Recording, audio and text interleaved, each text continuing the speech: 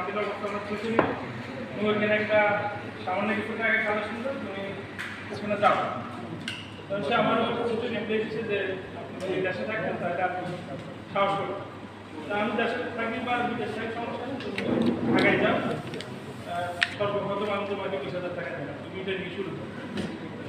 এর 10 মিনিট পর সে Facebook post করতে করার পরে তার কিছুক্ষণ ওরা আমি পোস্ট করার পরে আমাদের দক্ষিণ সন্দীপের একজন ব্যবসায়ী ড্রাগন মার্টে উনি ব্যবসা করে। উনি আমার বললো যে ভাইয়া তুমি ফ্রি আছো? হ্যাঁ ফ্রি আছি, আমি ফ্রি আছি, ফোন দিতে পারো সমস্যা নেই। উনি আমার ফোন ওনার সাথে সাথে বললো যে আমি তোমাদেরকে 1 লক্ষ টাকা দেবো ট্রেনিং পূর্ণত্বের জন্য। খোঁজ করার পর পাল্টা মানে কেমন জানি শরীরে একটু শাসি কিছু না মানে দিয়ে দিবি। তখন আমি রুস্তম বললাম যে এই অবস্থা আমার এক ভাই কমছে, উনি 1 লক্ষ টাকা দিবেন। আমাদের টোটালি টার্গেট ছিল যে হয়তো 1-2 লাখ টাকা নিয়ে ওরা আমি পাঠাবো, কিন্তু আমাদের 2 ঘন্টার ভিতরে হয়ে গেছে 2 লাখ টাকা।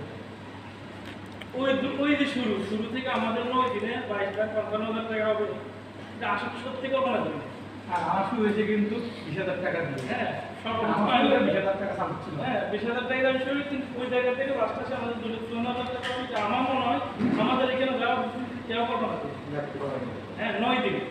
এবং আমাদের যে নতুন কাপড় পাইছি টোটাল 35 আমাদের 35 লক্ষ টাকা, সরি 35 লক্ষ টাকার মতো একটা অনুযায়ী, কিন্তু আসলে কল্পনীয়। এই জন্য আমি সন্দীপবাসীর কাছে কী করবো, আমাদের এরপরে আমাদের ত্রাণগুলো যখন প্যাকিং হলো আমাদের এখানে সব প্রবাসী ভবনে প্রায় 150 মতন স্বেচ্ছাসেবক উপস্থিত ছিল 2 দিনে।